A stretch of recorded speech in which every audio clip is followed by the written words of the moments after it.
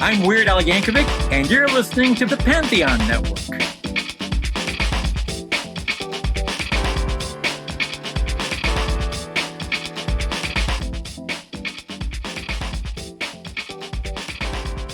Hey, I'm Nick DiMatteo, and welcome to Season 6, Episode 34 of Music is Not a Genre, MxG. A lot slower on those hand gestures this time around. Thank you, as always, for watching and listening. If you're watching, I have a guest today, which I'll get to in a second.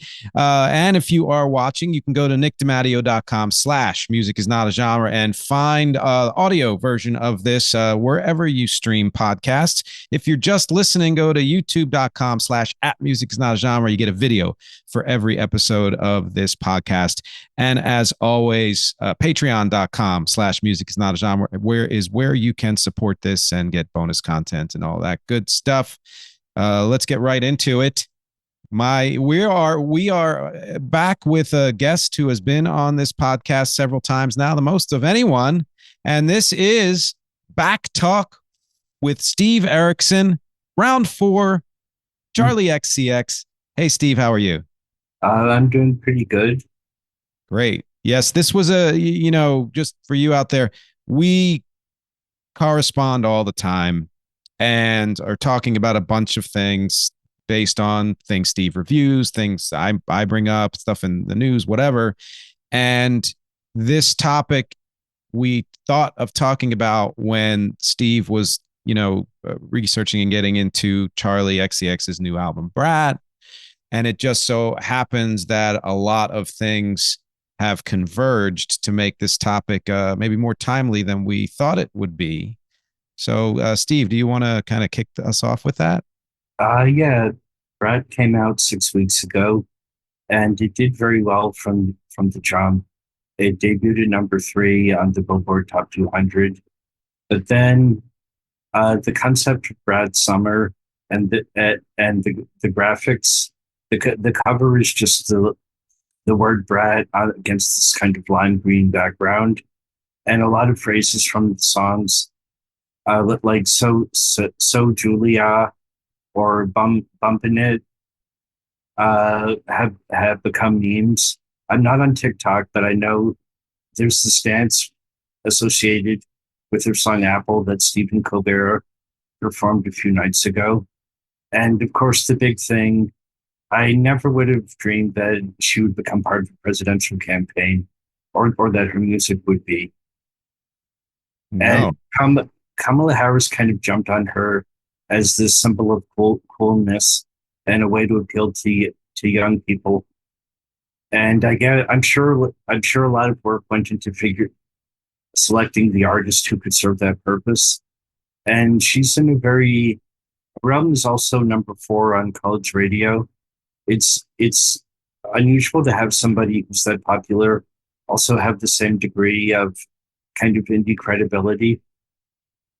And so she's even with the popularity that Brad had at the very beginning, it's the interesting thing about the album is that it's really obsessed with her degree of fame. One of the songs has a line like famous but not quite, and it seems like she's about 2/3 really determined to become a bigger celebrity and 1/3 kind of regretful about what that might mean. Yeah, wow, yeah, you already brought up a lot. I think it's interesting that you wonder. I know that based on what I've read of her, she is pretty outspoken and unafraid to share her opinions, whether it's about music or anything else. And that tracks with her being associated now with Kamala Harris. And it is kind of interesting that she is somewhat of a crossover artist in the sense that she has this indie credibility, but has some degree of pop stardom. And because I think a lot of my audience may not be that familiar with her. And honestly, I wasn't super familiar with her until I researched this. I knew some of her songs and I knew of her for years, but would probably be a good idea to go into a little bit of her history and give everybody a sense of why are we even talking about her.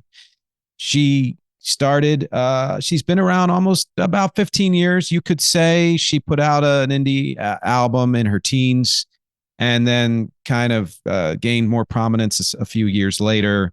And again, there are maybe 4 songs of hers that I was aware of prior to this, but I've always been aware of her being there and never quite understood what her position was in the pop music sphere, because she's not your typical pop singer by any stretch. She has had hits like that, but the way she approaches her career and the way she approaches her music and even how she communicates with the world, there's a lot more to her than that.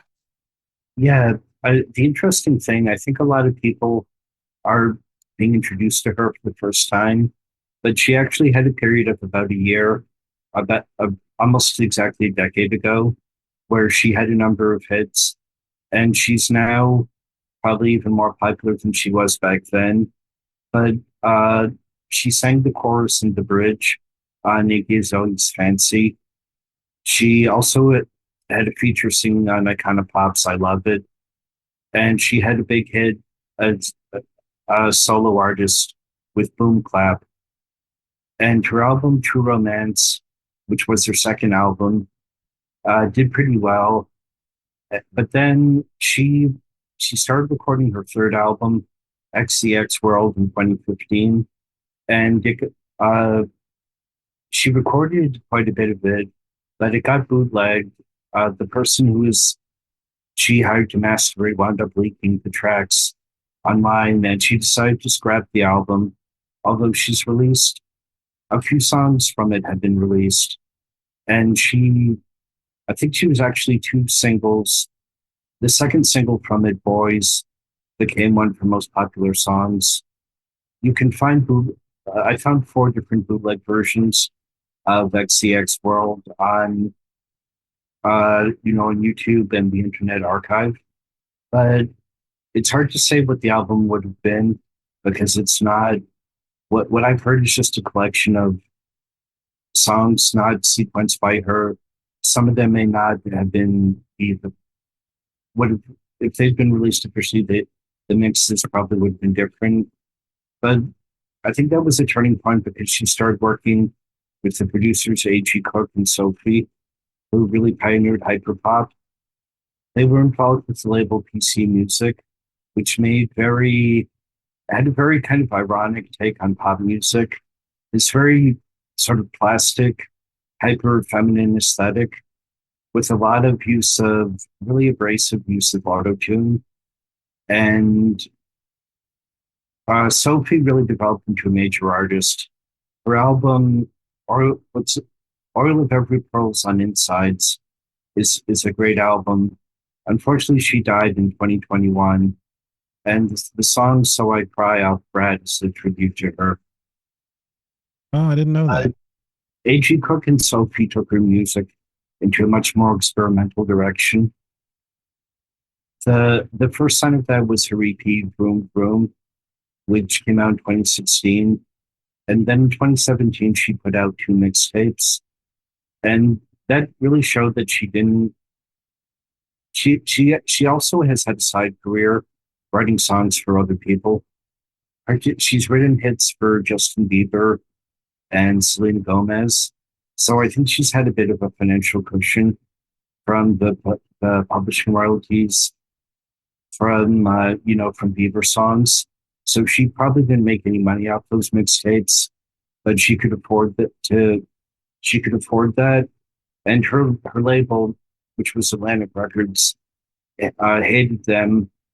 But she said that Atlantic didn't give her any interference. She said that if she calls something an album, Atlantic thinks it's a very big deal, and they have to, be very careful about the release date and make sure there are no big albums coming out that week, or that she's not competing with other artists on the same label. But that when she calls something a mixtape, the label's like, okay, we won't give you much money, but you can do whatever you want. Yeah. The, I heard her hits from 2014. Out of those songs, the only one I really liked was "I Love It." I listened to Boom Clap today, and it just sounds like very generic radio pop. I think "Sucker," which was the album that's from, is probably her worst one. It has a strange sort of pop punk direction. She's never made any other music with guitars, and there's something a bit kind of teenage rebellion by numbers to a lot of the lyrics, particularly "Break the Rules." I The iconic pop song I think is actually much better at sounding sort of like sounding like a brat actually to go back to that concept, like this sort of snotty teenage attitude. Uh, but I think her first album is one of her best. And I like the very first song of that, Nuclear Seasons. I I wish that had been her first hit rather than Boom Clap. Soccer was a really strong electronic pop album with a lot of influences from the 80s, from techno. Uh, Yeah, I agree with that. It was interesting to me to go through her catalog as a first timer, really, and the only one I think I missed was the bootleg one. But I found a bootleg or a YouTube of the album that she had put out in 2008 called 14, and that's interesting to me because it makes me understand, and really researching her in general, but it helped me to understand that really with her name in the news, whether it's now or 10 years ago or any time in between, or with the collaborations and all of that stuff, it always registered to me as, oh, okay, she's just one of many pop stars, as I kind of mentioned. But when you listen to that first album, which is very teenagery and feeling it out and whatever, and she knew that. She talks openly about all the stuff she's done, and which is something else I want to get into later, because that's honestly kind of rare for an artist to be that honest about their previous work.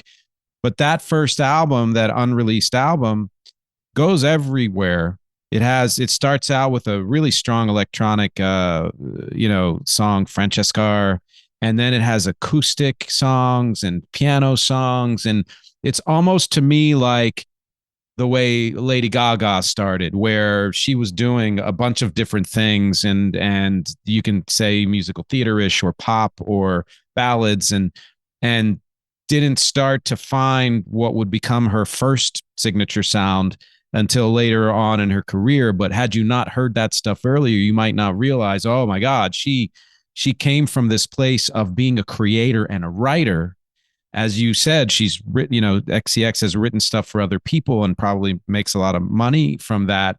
That I feel like she has a real hand in choosing her producers, in crafting the albums and sequencing and changing the sound when she wants to change the sound. She seems very self-determined in the sense that she didn't just have somebody suggest let's do hyperpop. That she probably I don't know, but she probably sought that out the way she has sought out other changes in her career.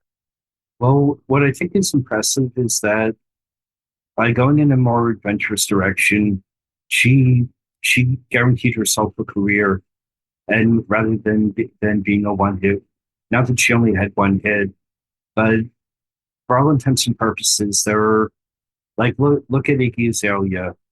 So the last I heard about her was a crypto. She's selling some kind of Bitcoin to basically scamming her fans. I haven't heard anything about her music in years. And yet, Fancy, her song with Charli XCX, went to number one in 2014.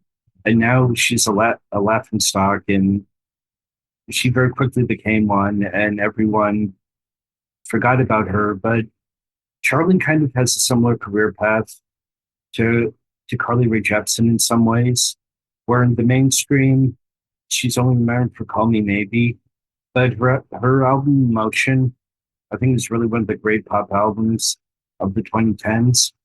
And she has a small but very enthusiastic cult audience that stuck with her since the early 2010s. While in the mainstream, everyone long forgot about her. And Charli has managed to kind of climb her way back into fame. And I don't think Carly really wants that or cares about that. But yeah, Charli has a really clear sense of what she's. And actually, I had no idea that 14 had leaked. I thought it was completely unavailable. So I actually have never heard that one. Someone posted it on SoundCloud. That's where I found. Oh, Yeah. yeah. The interesting thing about her first album, it does have a kind of bubblegum pop feel, but there are a lot of things like pitch shifting her voice, uh, overdubbing layers of her voice that she would do later. She would do them in a more abrasive manner, but you can make a direct connection from that to most of the music that she's done. Whereas her second album just doesn't sound like anything else that she's released. Which one would you say is her second album? Because Well, if you leave out 14, I'm having trouble remembering the order. yeah, I because think I have Heartbreaks and Earthquakes, Super Ultra, True Romance, Sucker, and I don't, Oh, I didn't know about the first two. I think those were either EPs or mixtapes. something like that. Yeah. I guess I think of True Romance as her first album, and then Sucker as the second one. Yeah. I haven't heard the early EPs or mixtapes that you mentioned. And what is interesting is you're hearing her develop from figuring out what she wanted on 14, and then those two that she released in 2012, Heartbreaks and Earthquakes and Super Ultra, however you classify them, are her making really interesting production choices with whoever she was working with and fleshing out her writing and all of this stuff to where you can see that it leads up to both True Romance and Sucker in some ways. I found her mix of influences very compelling.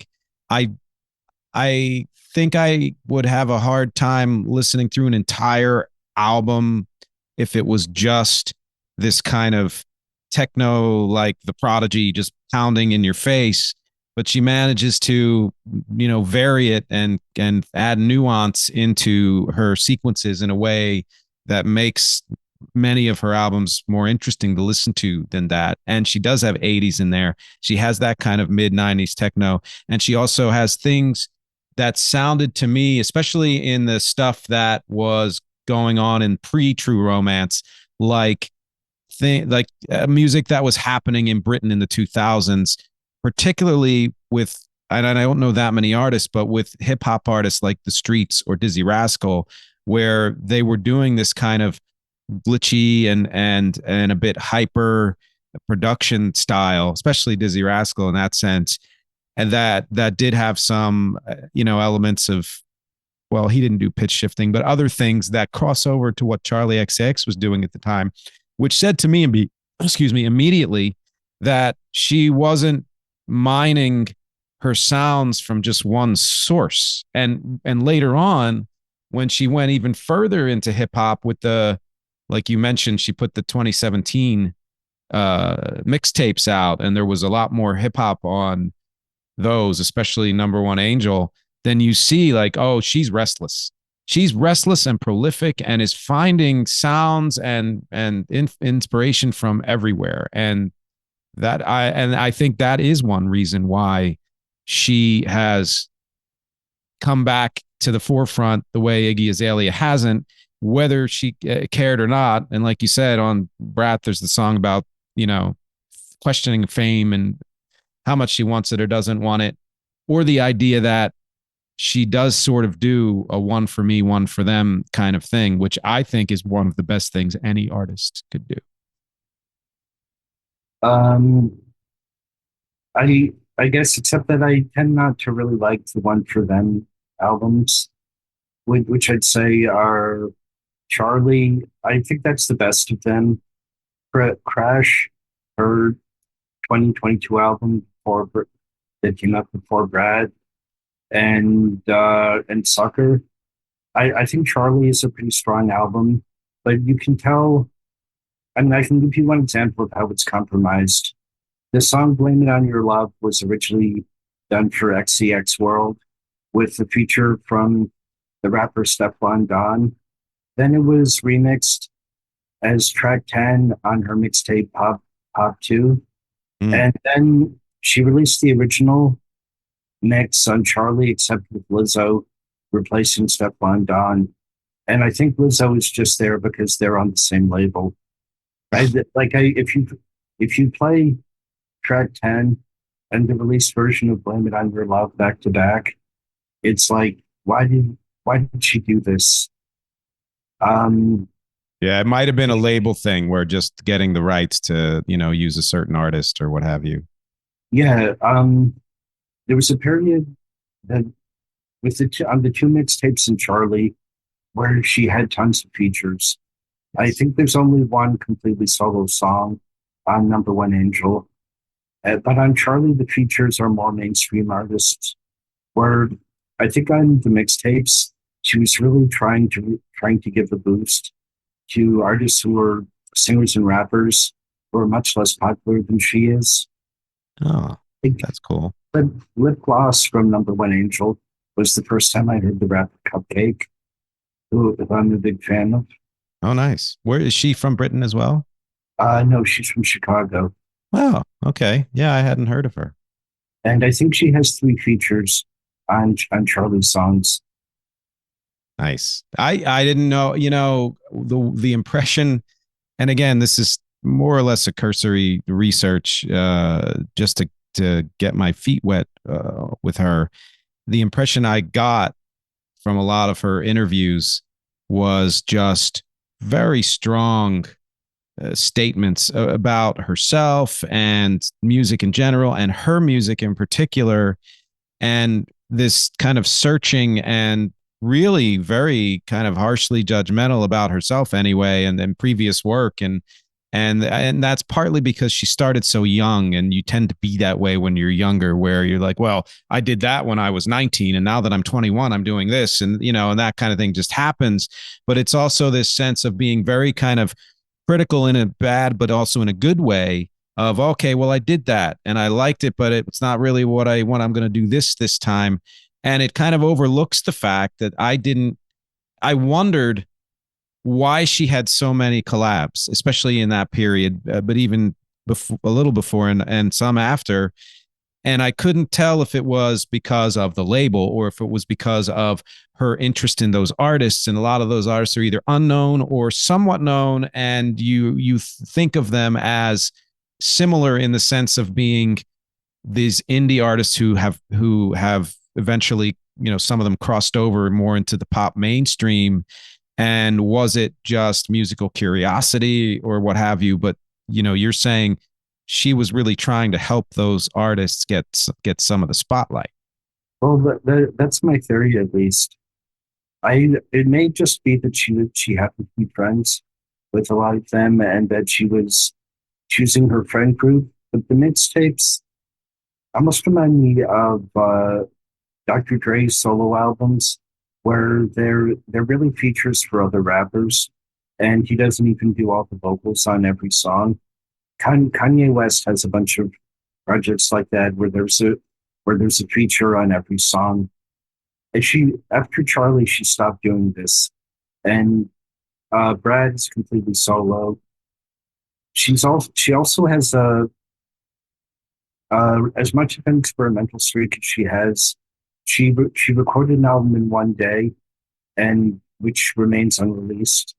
I think one song from it is on Pop 2. So when was that? When did she do that then? I think 2019. And then her album, How I'm Going, is not quite as extreme, but it was written and recorded in a month when she was stuck at home during COVID. That explains something because I have a note here that says it leans more experimental than Charlie. How I'm feeling now, 2020, and even though it has a cohesiveness, it feels like it's a little aimless. Like she's kind of just, oh, I'm going to do this now, and I'm going to do this now, and it kind of makes sense that how you describe how she did it. Yeah, I think it was like recorded on her laptop with the producer A.G. Cook Oh, sending nice. her tracks. And it was yeah, then she went to get to what you were saying about her being very self-critical. She now calls Crash her sellout album, and she says she doesn't like it. But that was the start of her kind of commercial comeback. It debuted in the top 10 in the US, and then she had a song on the Barbie soundtrack that made the Billboard Hot 100. So I think Crash was kind of the start of her returning to mainstream pop. But she, Brat is willing to take a lot more chances and go to some fairly abrasive places while still being extremely accessible. And that's the one that turned out to be the big breakthrough. That is a perfect place for us to stop this first half of this because I would love to make a comment on Crash and a couple things you said, but then really dive more into Brat and the idea that combining the two streams that she's been bouncing back and forth between is what broke her through. I think that's something I'd love to talk about. So we will be right back in a couple of minutes. Stay tuned. Hey, so I was going to do the usual and just list all of the links that I'd love for you to check out, but I realized that everything you need to know and everywhere you need to go is at nickdimatteo.com. That really is the hub. I list all the links in every episode just in case, but nickdimatteo.com is where I put everything that I do. If you want to know more about this podcast, whether it's the audio version or the YouTube version at youtube.com/@musicisnotagenre or wherever else the podcast shows up, or if you want to support the podcast at patreon.com/musicisnotagenre, just go to nickdimatteo.com. It's all there. If you want to check out my full discography of original music and covers for my band REC, REC, and beyond, it's at nickdimatteo.com, including all the streaming and social links for wherever you listen to music and wherever you check out your soch. My acting clips are there. My voiceover clips are there. Graphic design, my blog, and most especially, it's the best place to contact me. If you go to nickdimatteo.com/contact or just hit the contact is on every single page. You can send me a note, say hello, ask me any questions you'd like. You get a newsletter a few times a month. And if you have a project of your own and need work done for it, whether it's audio editing or music or voiceover or graphic design, or if you have an event and you need live music, go to nickdimatteo.com, contact me, say hello, let me know what you need. I'd love to hear from you. Thanks for listening. Let's get back to the show. All right, we are back. Thanks for hanging through that mid-roll. Back with Steve Erickson here, BackTalk, round 4 on Charli XCX. We've gone over a lot of her history and some of her older albums and may get back into that a bit. But I want to kind of jump off of where we ended, which was this kind of 1-2 punch of Crash and Brat. And what you say about Crash and what she said, I guess, is that it was her sellout album.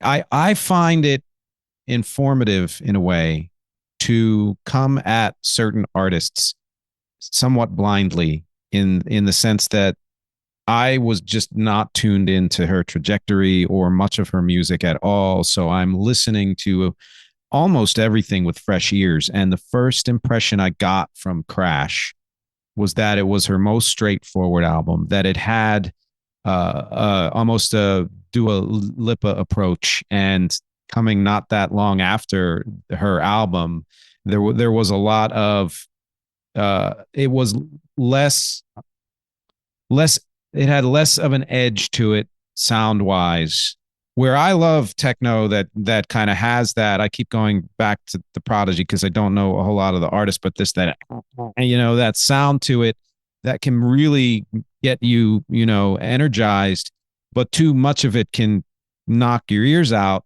Whereas I felt like Crash went a little too far in the other direction, which was it had a polish and it sounded great. And there were some things there that I would absolutely get up and dance to or whatever, but it didn't have that same sense of mystery and intrigue that a lot of her other recordings did and do.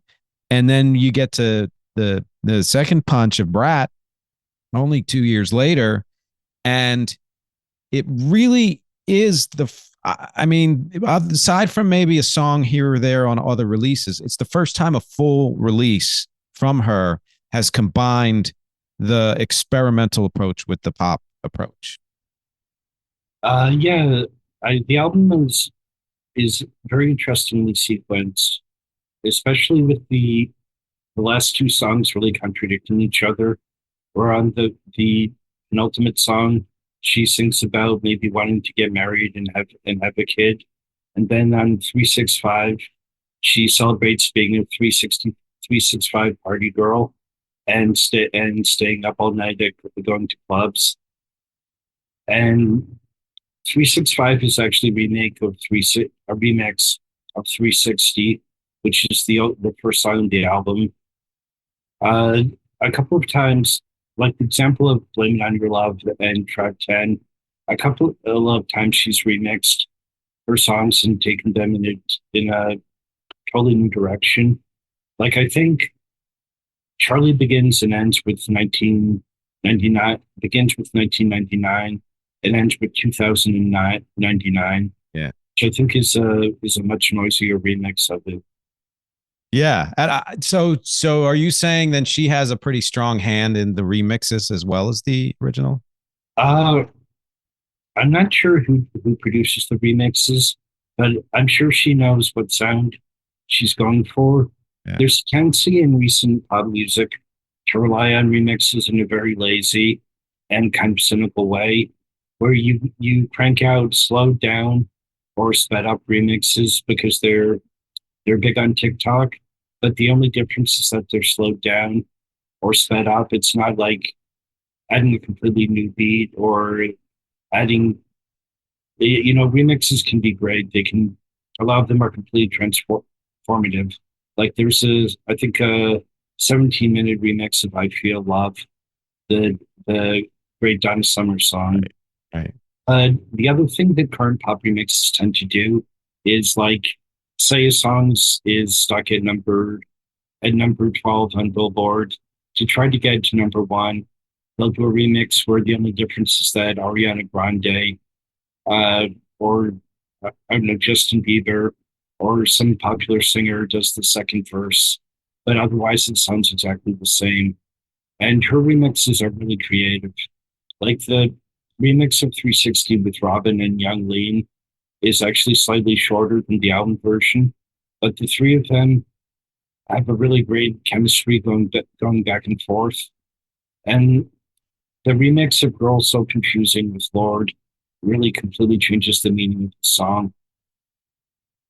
Yeah, that was a note that you sent me, which I completely agree with. The fact that you say it starts with like a vague rivalry and then it goes into a full duet, and I think a lot of her choices are refreshing in light of choices other artists make, whether it has to do with lyrics, where she isn't just constantly affirming herself or constantly bashing or constantly she doesn't ride one or mine one set of thoughts or emotions the way a lot of other artists do. I liken it, not that they sing about the same things, but I liken it in a way to Tierra Whack's approach, where she goes all over the place with her lyrics. She doesn't just stick to I'm awesome or I hate you or whatever else it is. And I think Charli does that a lot, really, on all her releases. But to do that in that one song where it kind of morphs is, I mean, that's great. Yeah, I mean, a lot of Brad really does exude confidence and swagger. Like I don't know if you've seen the video for Von Dutch, but in that she's being stalked through an airport.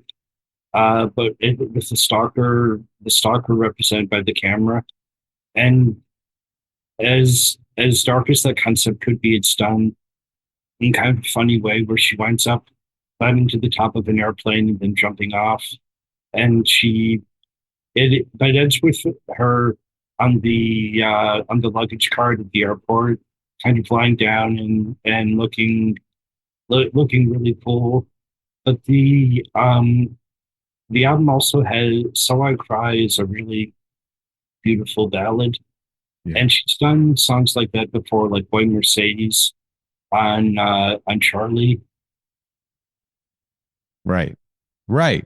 And that again, and this is, I think you mentioned this, and now I'm blanking on which art. Oh, I think it was X. And we were talking, this just a tangent that you listened to X and you were a little just a little disappointed in the album because you thought that it was kind of like a solid version of what they were doing in the mid or late 80s as opposed to kind of a culmination of their career, as you know.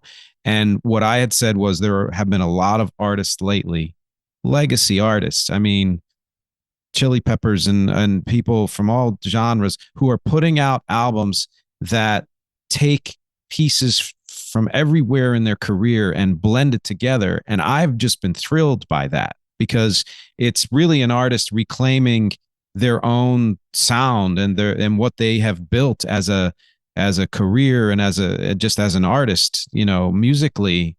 And those are people who've been around forever. And Charlie's been around, you know, 10, 15 years, depending on how you count it, you know, and she's already doing this where she's taking pieces from every part of her career. There were things that even harken back to unreleased stuff from way early that I think is a bold statement. And it's not unusual for her to make bold statements, but to make that bold of a statement on a major release as opposed to the mixtape or more experimental release is makes it even bolder.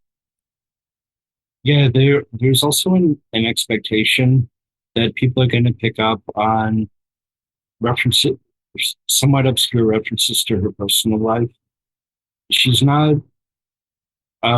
It's funny. I googled Brad Summer about half an hour before we started the podcast, and I found this article by NBC News explaining who she is and the concept of Brad Summer.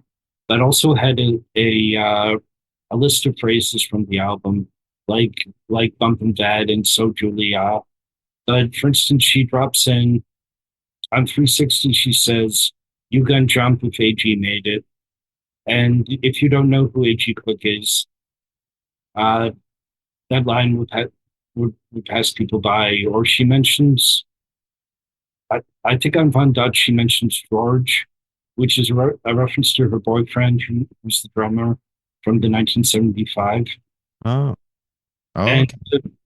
the original version of Girl So Confusing, people had guessed that it was about Lord, and she she confirmed that, and then they put out the remix.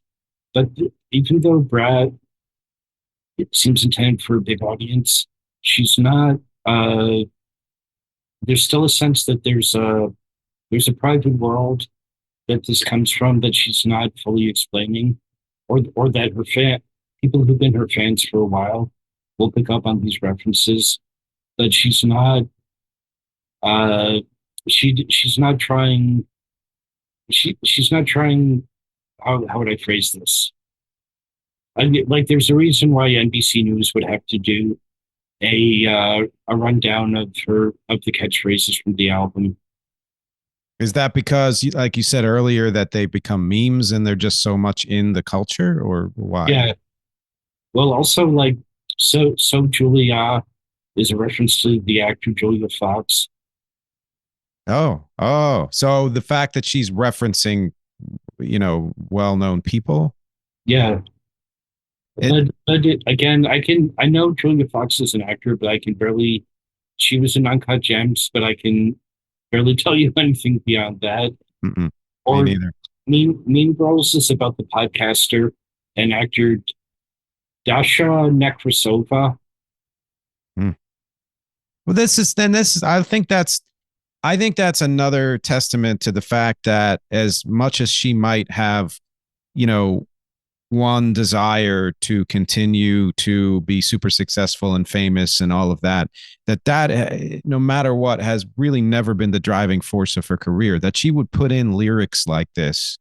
And part of it is, you could say, just instinct, because I won't be cynical as to say it's design. It could be, and that's fine too. But I think there's an instinct of being like, well, if I throw this reference in here, it's going to be a mystery to people and they're going to want to know what the hell it is, which makes it more interesting and they're going to want to look it up. And then, who knew that all of a sudden some of that would become news? That she's doing this more than once. It's not just, oh, in that one song she made this one reference, but she keeps doing it. And for that to converge with everything that's going on with this new album and how it is a big comeback for her, or if you can call it that. And then everything that's going on with Kamala is like, there's just this explosion of Charli XCX when she was, to many people who weren't tuned into her career, me included, kind of a early 2010s afterthought. Yeah. Yeah, I think she's also very canny about putting in hooks that can become memes. Like after every line on 365, she says bumping that, and that's become a meme. I mean, she has a lot of expertise as a songwriter at this point, and the first time you listen to the song, you might not even realize that she repeats that after every line. Yeah, that's yes, and that is a perfect. I couldn't really say it better. That shows a songwriter's instinct, that when something new is required and when repetition makes more of an impact, and it's such a subtle difference, and you can overdo either one, and or the song ends up too kitschy or too boring or whatever. And I've seen through her career just more and more making these songwriting choices that show that she's just got so much going on underneath, that you can see from how prolific she is that we have no idea where she's going to go next. Yeah, I think the fact that there's lore about her has helped her maintain an audience, even when her current releases aren't that popular. Yeah, yes. And I mean, I know there, like, Sia is a completely different artist and has had big hits, but there's been that sense through parts of her career that because of how she presents herself, there's a mystery, there's a lore, and Bowie did it way back in the day, and other artists, even Prince to a large degree, parts of his career had that air of mystery and allure along with lore. And you do see that here and there with certain artists. I don't think it was all that present for a while, but I feel like, and I've said this in other podcasts episodes, that we're at a bit of a transitional point in music where we've been riding a very similar wave for the last few years, and now there are things bubbling that are happening that are going to change the landscape of music over the next 5 to 10 years. And this idea of creating a world around your music, which this isn't the first artist we've talked about who's done this, and that goes beyond just what you're hearing, is now a part of a lot of artists' push when they are creating something new. Well, I think one key thing about Charli XCX is that we're in a period where pop is a genre of its own and doesn't necessarily just mean music that's popular.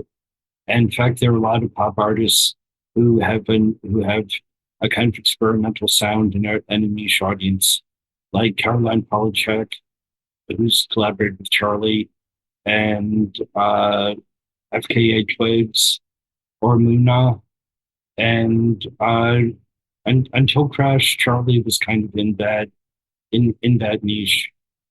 And I also think this has been a tremendous year for pop. And I haven't felt that way since 2020. Like with the rise of Chapel Roan, she's doing really exciting music. And it took her 7 years to find an audience at all. In fact, she got dropped by Atlantic Records in like 2020 Hmm. and didn't release her debut album till last year. Oh, The wow. new Billie Eilish album I find really exciting. And there was one other one. I'm trying to think. I'm not all that into Sabrina Carpenter, but a lot of people are. And she's also someone who's been making music for years and suddenly took a big leap, both in terms of quality and popularity. Yeah, that's a great point. There is something more electric about what's going on in the pop world this year. I wouldn't have known 2020 was like that. Who knows where my head was at the time? But it's interesting that you say that pop is a genre unto itself because I read a book. I forget the guy's name now, but I actually reviewed it. Was on I did a whole episode about it, and one of the chapters was on pop and the fact that the name has been around for a really long time, but pop music as its own genre didn't really even start until the 80s when people would gear their sound towards what was then considered pop. And that has been a strain that has continued since then. But it kind of blew my mind that, well, I just assumed something like that always existed, but no, that just was a shorthand for that happened to be a popular song. And over the course of years, all the things that gelled to become popular now create this genre sound, which is largely based in electronic and has other elements thrown in. That's more cohesive now, really, in the last, I would say, 10 years than it's ever been as its own genre. Definitely. I mean, you can hear traces of disco or Madonna, even if they're very distant in Mm-hmm. Charlie's sound. Even in the 60s, I think with hindsight, you can say, oh, Motown was pop, or the early Beatles and Beach Boys were pop. Uh, Right. but there is a real, like Dua Lipa is basically just doing disco, particularly on her album Future Nostalgia, or The Weeknd's past two albums are going back to 80s synth pop Mm-hmm. with a lot of Michael Jackson thrown in as well. But Yeah. there's something kind of futuristic about Brat. It doesn't sound like she's copying anything from the past, even if there's a lot of like techno and rave culture in there. It sounds very much like there's a joyful quality to it with this underpinning of anxiety, and the anxiety feels very modern. I I love that because when I listened through to her catalog in such a short span, I found everything you just said to be true to some degree in everything she does, where there is a bit of a darkness or anxiety throughout almost all of her work. And there is her, as I mentioned before, mining various sources for her sounds, but because she's so voracious and is coming at it from different angles, it's not like oh yeah, this Dua Lipa song clearly sounds like these two or three songs or types of music. There's just so much in there that she's combining that the end result is creating a new sound for at least for herself that isn't that can't be said, oh, it's just this or just that. And I felt, in fact, I want to say it was even more than a decade before this album, and I could go back and look, but I don't think there's any specific reason to, where I mentioned that this sounded, oh, yeah, Heartbreaks and Earthquakes, 2012, I guess a mixtape. One of the first things I wrote about it, that was somewhat futuristic. And to say that about an album that was released 12 years ago shows that she's always had that sense of, I'm going to throw this in, but then I'm going to throw this in too. And when you put those things together, it doesn't really sound like anything that came before unless you pick apart the elements. Well, I think the key thing with XCX World and the mixtapes is that she's looked for other people who can help her take her in a new direction. Hmm. Like hyperpop wasn't hyperpop got its name from a Spotify playlist that I think was created in 2020 maybe. But you can hear the music that would become or that's been called hyperpop building up through the 2010s. But she picked up on that very early and started searching out people who could take her in that direction. Yeah, very early. It surprised me because I knew it had been around since before 2020, but she started it even earlier than I thought it had been around. Yeah, and I think she's also helped popularize that sound or some of the artists that she's worked with. For instance, the singer Ray had a hit last year, Escapism, but Ray has a feature on Number One Angel back in 2017. Oh, wow. Okay. Yeah, I love that she works with so many other artists. I mean, there's nothing there's I think I will end up listening to her stuff again to some degree, partly because I listened so quickly and I found so much of it so compelling that I couldn't absorb it all.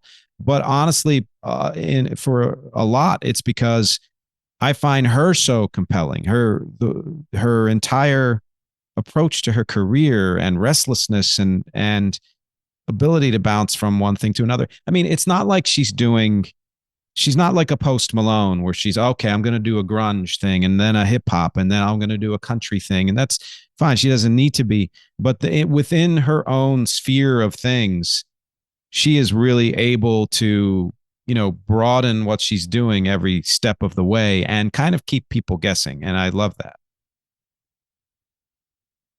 Yeah, the thing about Post Malone, like his next album is going to be full on country. I, I've always wondered what he would make if he were on an indie label or if he had no commercial concerns. Because I get the impression he doesn't even like hip hop. He's kind of said that, and he completely stopped performing it after his first two albums. Yeah. He just seems like a big opportunist. Or Drake kind of has the same quality. That's one of the things Kendrick Lamar dissed him for, and not like us.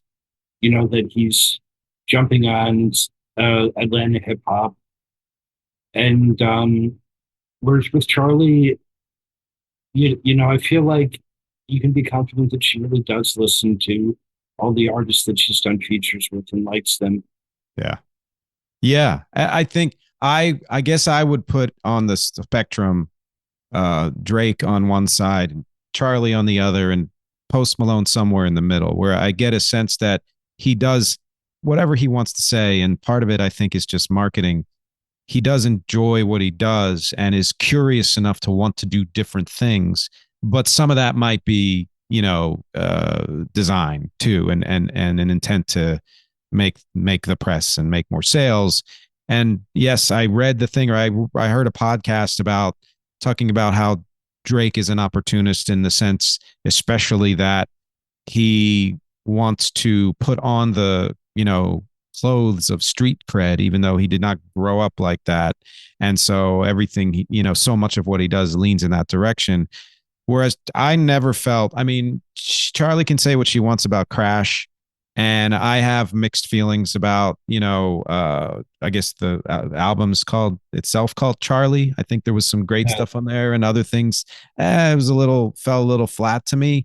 But no matter what, I never feel like she's being an opportunist. She's looking for things that she, at times, I think, hopes people will love. But that, again, I don't think that's her main driving force. Yeah, I guess with Post Malone, I get the sense that he has a wide range of interests, and he does love grunge. He loves country music, folk music, but whatever he performs seems to be the most commercial version of whatever he can possibly do, and aimed at the widest possible audience, and it winds up sounding really bland to me. I like a few of his songs, especially his. When I heard his third album, I thought, oh, he's improving, and then I haven't really liked anything after that. Yeah. The thing with Drake is more both the gangster cosplay as Megan Thee Stallion dissed him for, but also that he's jumped from like dance hall, Afro beats, trap music, UK drill, house music, I mean, his big thing was combining R&B and hip hop. Hmm. Very often going, he would sing one line and then he would rap the next line, and he was pretty good at that at first, but now he just seems to be hopping on trends that he thinks like, oh, Afro beats will be the next big thing, so I'll do an Afrobeat song, or he'll put on a Jamaican accent or a British accent, or throw in all this British slang that he obviously doesn't. He's from Toronto, and Right. he's not like Knife Talk was the last song that I liked by him, but it's kind of ridiculous for someone who grew up in the suburbs of Toronto and acted on Degrassi High when he was a teenager to do a song with the choruses, "Gang shit is all I'm on," even if he doesn't say that line himself. No, that's a good point. I in thinking even just my own tastes, when I listened through, I've heard almost all of Drake's stuff, and there were a lot of things I really liked. Like I enjoyed his approach to a bunch of things, and then it started to sour on me for some reason, and you kind of explain why. With Post Malone, I couldn't agree more. There's this sense where I'm so compelled by his wanting to go in different directions. And I was maybe a year or two ago, I can't remember, whenever his last, full album came out, like, I'm going to give this a try now. I've only heard a couple of songs and I'm kind of interested. And there was one song that I put on my playlist for that year. And the whole rest of it was like, oh man, I wish he had gone further in that direction. It's just too middle of the road. It's like you said, it's the poppiest version of whatever it is he's doing. And so even though there's a degree of his approach that I respect, it doesn't seem to translate into music for me. Yeah, for instance, the first single from his country album is a duet with Morgan Wallen, Yep. and it's like, of course, Morgan Wallen. Morgan Wallen is probably the biggest music star in America, be it next to Taylor Swift. Yeah. So anything you do will be with him will be a massive hit. But he's also just really bland, just like this like Maroon 5 version of country music. Yes. God, that is a perfect description. Yes. And same thing. I'm not going to go off into that tangent, but there have been a few Maroon 5 hits that I've really enjoyed. I can't listen to a full album of theirs because of the same thing that Post Malone is doing. And look, Morgan Wallen is a bit of a, trigger point for a lot of people, and me included. So that was a bit of a tough swallow, but had the song been, more interesting, I guess, then you could say, all right, he went in a direction and he really, really embraced it. But again, it makes me think, well, I'm probably not going to listen to this entire country album when it comes out. Yeah, I get the sense that if he had full control over the country album, it would probably sound a lot more traditional. Oh, okay. Well, that's interesting. It makes you But wonder why he doesn't have full control. well, his record label and wanting to, um, I think his song "Sunflower" is the most popular single ever released. It Mm, sold something like 16 million copies. yeah. So he wants to get that. He Oh, wants probably gotcha. make as much money as possible Gotcha. and uh, get back to something that commercially successful. Okay. So we're coming up on the end of this talk here. Is there anything last thoughts you want to leave with people about Charli XCX or anything else? Well, I would say that if people have just heard Brad and liked it, I would go back and listen to the mixtapes, Charlie, and True Romance. I think those four are her best work. I never really was into her until I heard Number One Angel in 2017. Hmm. Yeah, I really enjoyed that mixtape in particular, and to some degree, Pop too. I guess it's called. It's a little mellower, but I'm someone who, because I come from a more of a power pop angle, enjoyed a lot of Sucker as well. So depending on where you're coming from, and that's the great thing about her, you can find something that you will enjoy. So I would recommend what Steve recommended, and also say maybe take a look at her catalog and pick one or two songs from each album and see which ones compel you to listen to more, and start there. That sounds like good advice. I didn't think we would drift into talking about Drake, but we somehow it happened. I feel like this year everyone is drifting into talking about Drake. So, Steve, again, thank you for being here. It's always a pleasure having these conversations with you. Hey, it was great talking with you again. Great. And I know there will be another back talk at some point. We're coming towards the end of season 6. So, Steve will be back in season 7. Who knows what we'll talk about? But thank you, all of you, as always, for watching and listening. As always, my objectives here are music, conversation, and connection. I will talk to you next week.